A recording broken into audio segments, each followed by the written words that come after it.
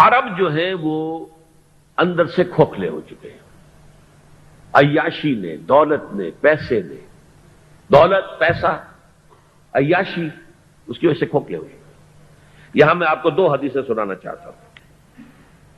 سنن ابن ماجہ کی روایت ہے حضرت ابو ہریرہ سے رضی اللہ تعالی عنہ، قال قال رسول اللہ صلی اللہ علیہ وسلم اذا وقعت الملاحم بعث اللہ بعثا من الموالی ہم اکرم العرب فرسا واجودہ سلاحا یؤید اللہ بہم الدین، رواہ ابن ماجہ عن ابی ہریرہ رضی اللہ تعالی عنہ۔ جب ملاحم کا دور شروع ہوگا تو اللہ تعالیٰ اٹھائے گا ایک لشکر یا لشکروں پر لشکر موالی میں سے۔ موالی کون ہے؟ عربوں نے جب فتح کیا تھا اس پورے علاقے کو خلافت راشدہ کے دوران، اور پھر وہ لوگ جو ہے، ایک رائے تو یہ تھی کہ انہیں غلام بنایا جائے سارے آبادیوں کو، لیکن یہ کہ حضرت عمر کا اجتہاد تھا، اس کے مطابق جو ان کو غلام نہیں بنایا گیا تو وہ موالی کی حیثیت رکھتے ہیں۔ عربوں میں دم نہیں ہے، موالی میں سے لشکر اٹھیں گے کہ جو در حقیقت حضرت مہدی کی حکومت کو قائم کرے گی۔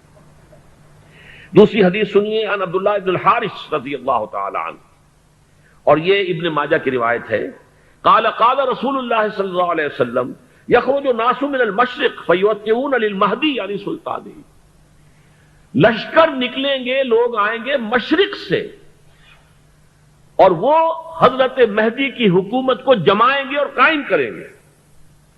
اب ذرا نوٹ کیجئے کہ جزیرہ نماء عرب کے مشرق میں کون سے ملک ہیں؟ تین: ایران، افغانستان، پاکستان۔ یہ تین سالڈ مسلم ممالک، مسلم آبادی اکثریت۔ ویسے تو یہ کہ آگے ہندوستان میں 20 کروڑ مسلمان ہیں، لیکن وہ 20 کروڑ جو ہے وہ تو 80 کروڑ کے اندر تحلیل ہو جاتے ہیں غیر مسلموں میں، لیکن یہاں جو معاملہ ہے یہ خالص اکثریت کے۔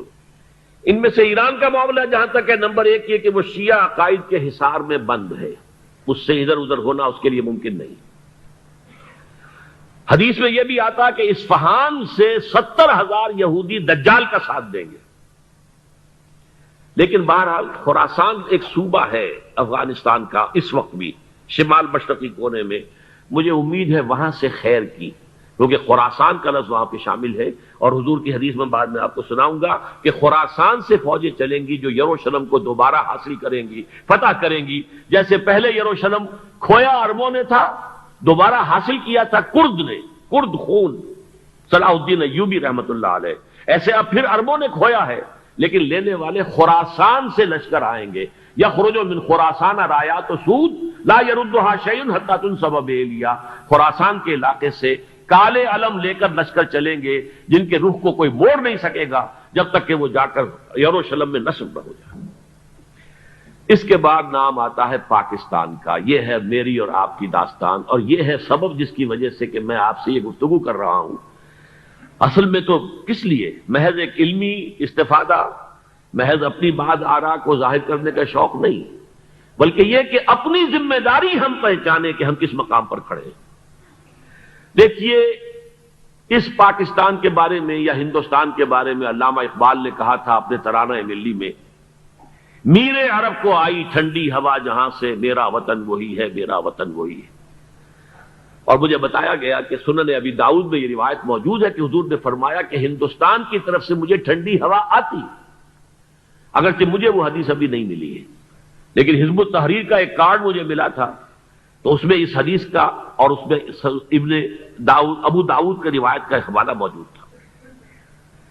لیکن میں جو چیز آپ کو بتا چکا ہوں وہ یہ کہ الف ثانی کا پورا تجدیدی کارنامہ اس ہندوستان کی سرزمین میں ہوا۔ مجدد الف ثانی شیخ احمد سرندی، شاہ ولی اللہ دہلوی، سید احمد بریلوی، وہ تو ہمارے پاکستان میں آ کر جو ہے ان کا خون جذب ہوا ارض پاکستان میں۔ پھر شیخ الہند مولانا محمود حسن۔ تحریک خلافت چلی تو صرف ہندوستان میں چلی اور کہیں نہیں چلی۔ آزادی کی تحریک چلی پوری دنیا میں، وہ نیشنلزم کی بنیاد پر چلی، ملے نیشنلزم، عرب نیشنلزم، ٹرک نیشنلزم۔ ہمارے ہاں چلی تو اسلام کے نام پر پاکستان کا مطلب کیا؟ لا الہ الا اللہ۔ پھر پاکستان قائم ہوا معجزے کے طور پر، بلکہ نازل ہوا ہے لیلۃ القدر میں، انا انزلناہ فی لیلۃ القدر، جیسے قرآن نازل ہوا لیلۃ القدر میں، یہ پاکستان بھی نازل ہوا لیلۃ القدر میں۔ اس کا برقرار رہنا ابھی تک معجزہ ہے۔ ہندو یہ سمجھتا تھا، کانگریس سمجھتے تھے کہ جھٹپٹ ختم ہو جائے گا. پھر یہ کہ اس کا قرارداد مقاصد کا پاس ہو جانا، مزید بھی اور اضافی دفعات دستور میں آ جانا، اب کمرشل انٹرسٹ کو ربا قرار دے کر حرام قرار دینا، یہ سارے لینڈ مارکس ہیں کہ جو اشارہ کر رہے ہیں کسی چیز کی طرف، معاملہ کدھر جا رہا ہے. پھر یہ کہ یہ جو 14ویں صدی کے مجدد تھے شیخ الہند، اس کے بعد سے کچھ ایسی شخصیتیں عظیم پیدا ہوئی ہیں ہند میں، جن کو میں سمجھتا ہوں کہ 14ویں صدی کے مجدد اور 15ویں صدی کے مجدد کے درمیان یہ 15ویں صدی کے مجدد کی راہ کو سیدھا کرنے والے، جیسے کہ حضرت یحییٰ نے کہا تھا میں تو آنے والے کا راستہ سیدھا کر رہا ہوں حضرت عیسیٰ کے لیے، ایسے ہی 15ویں صدی کے لیے امام مہدی کے لیے راستہ صاف کرنے والے سب سے پہلے علامہ اقبال، جنہوں نے اسلام کا تصور دین کی حیثیت سے دوبارہ زندہ کیا ہے، ورنہ اسلام ایک مذہب کی شکل اختیار کر چکا تھا. پھر مولانا مودودی، مولانا ابوالکلام آزاد حکومت الہیہ کے نعرے کے ساتھ میدان میں آئے. یہ اقبال نے جو تصور پیش کیا تھا اس پر عملی جد و جہد کے لیے حزب اللہ قائم ہوئی. نوٹ کر لیجئے 11 برس کا فرق ہے عمر کا علامہ اقبال کے اور ابوالکلام کے. اور 1913 میں جب حزب اللہ قائم کی ہے اس وقت علامہ اقبال کی ملی شاعری اپنے عروج کو پہنچ چکی تھی. پھر یہ کہ علامہ اقبال کے بعد تعمیل جو ہے اس کام کی وہ ابوالکلام نے کی، لیکن روایتی علماء کی شدید مخالفت کی وجہ سے وہ بددل ہو کر چھوڑ گئے، کانگریس میں شامل ہو گئے، بساط جو ہے حزب اللہ کی انہوں نے لپیٹ دی. پھر مولانا مودودی آئے، انہوں نے وہ ڈور جو ہے اس کا سرا تھاما، جماعت اسلامی قائم کی حکومت الہیہ ہی کے قیام کے لیے. اگرچہ میرے نزدیک یہ کہ وہ انتخابی اور ایک قومی سیاست کی ایک جماعت بن کر پاکستان میں جو ہے دلدل میں پھنس گئی ہے، اب ہم اس کی کوشش کر رہے ہیں تنظیم اسلامی اور یہ تحریک خلافت جس کے تحت یہ جلسہ ہو رہا ہے. یہ ساری چیزیں وہ ہیں کہ آپ کو سوائے پاکستان کے اور کہیں نہیں ملیں گی پوری دنیا میں. معلوم ہوتا ہے کہ پاکستان کو بہت بڑا رول پلے کرنا ہے اس میں، اور اس کے ساتھ اب جمع کر لیجئے افغانستان کی عمارت افغانستان، اسلامی عمارت افغانستان قائم ہو چکی ہے. یہ پچھلے 20 سالوں میں جو کچھ وہاں ہوتا رہا ہے اس سے پہلے تصور نہیں ہو سکتا تھا. کابل جو ہے وہ تو جیسے پیرس کا تمدن تھا ویسے کابل کا تھا، وہی لباس، وہی سکرٹس. یہاں جب آئے تھے شاہ ظاہر شاہ سرکاری دورے پر تو ان کی جو ملکہ صاحبہ تھی ان کے ساتھ وہ سکرٹ میں ملبوس تھی. کابل جو ہے وہ بالکل ایک پیرس کی طرح کا شہر تھا. آج کابل جو ہے جا کر دیکھیے، علامہ اقبال کے فرزند بھی دیکھ کر آئے ہیں، تو اگرچہ وہ خود میں سمجھتا ہوں کہ خاصے انہیں آپ لبرل کہیں، آزاد خیال کہیں، لیکن اس درجے متاثر ہو کر آئے تھے کہ انہوں نے یہ کہا افغانستان میں جو میں نے حالات دیکھے ہیں کہ اگر 2-4 اور مسلمان ملکوں کے اندر یہ نظام قائم ہو جائے تو پوری دنیا مسلمان ہو جائے گی. یہ سب کچھ کیسے ہو رہا ہے؟ یہ آنے والے دور کی جھلکیاں ہیں. Coming events are casting their shadows before. یہ سب بتا رہے ہیں کہ پاکستان افغانستان کو مل کر اس میں کوئی عظیم رول پلے کرنا ہے. اور اس کے ضمن میں اب میں علامہ اقبال کے بارے میں آخری بات کہہ رہا ہوں. علامہ اقبال کے بارے میں عام یہ خیال ہے، انہوں نے اپنے خطبات میں مہدی کا اور نزول مسیح کا، حالانکہ میں کل پڑھ رہا تھا مولانا سید احمد اکبر آبادی رحمۃ اللہ علیہ کا ایک مقالہ ان کا کہ علامہ اقبال نے ابن خلدون کے بارے میں یہ کہا ہے کہ مہدی کا اور نزول عیسیٰ کا دونوں کا انہوں نے انکار کیا ہے، حالانکہ ابن خلدون نے نزول عیسیٰ کا انکار نہیں کیا، صرف مہدی کا انکار کیا ہے. بہرحال علامہ اقبال نے خطبات میں انکار کیا ہے، لیکن یہ کہ اپنی شاعری کے اندر میں چیلنج کرتا ہوں کسی بڑے سے بڑے اقبال شناس کو، ان کا یہ شعر ذرا سنیے.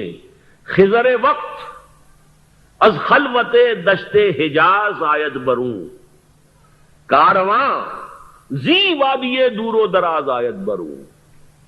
خضر وقت، امام وقت، رہنمائے وقت، قائد وقت، خلوت دشت حجاز، حجاز کی صحرا کی کسی خلوت گزینی سے نکل کر باہر آئیں گے.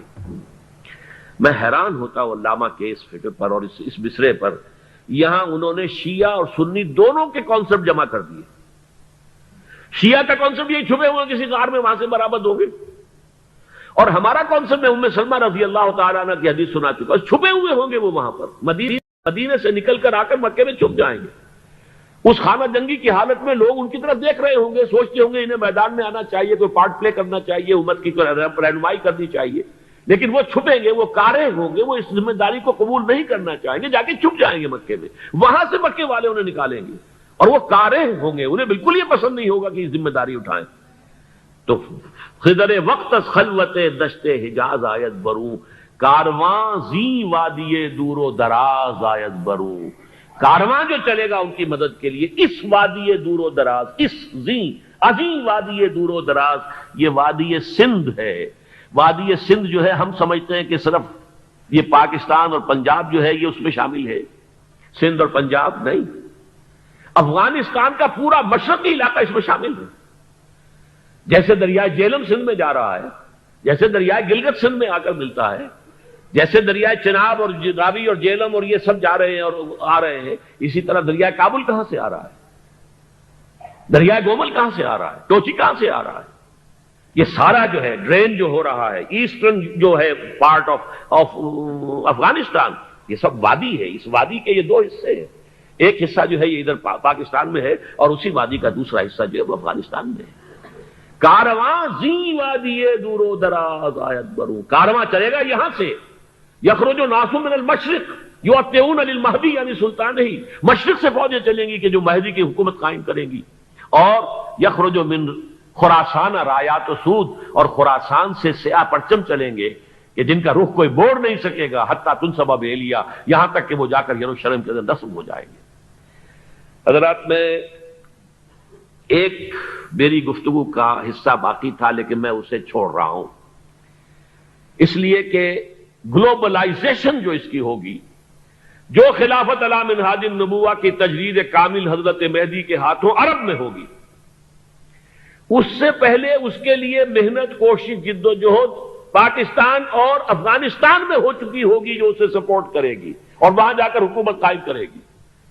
اس کے بعد گلوبلائزیشن کا جو مرحلہ اس کا ہے وہ حضرت مہدی کے ہاتھوں نہیں ہے، وہ حضرت عیسیٰ ابن مریم ان کے نزول کے بعد ہے، جن کے نزول کے بعد دجال کا خاتمہ ہوگا اور یہودیوں کا استحصال ہوگا. مسلمانوں پر بھی بڑی تکالیف عربوں پر آئیں گی، شدائد آئیں گے، لیکن یہ وہ میں حصہ جو اپنی گفتگو کا آج چھوڑ رہا ہوں اس لیے کہ میں دیکھ رہا ہوں کہ بعض حضرات کا صبر کا پیمانہ اب لبریز ہو رہا ہے. تو میں اس حصے کو پھر ملتوی رکھتا ہوں کسی دوسری محفل اور کسی دوسری مجلس اور نشست پر. لیکن یہ کہ امام مہدی کی حکومت قائم کرنے کے لیے کون لوگ آئیں گے؟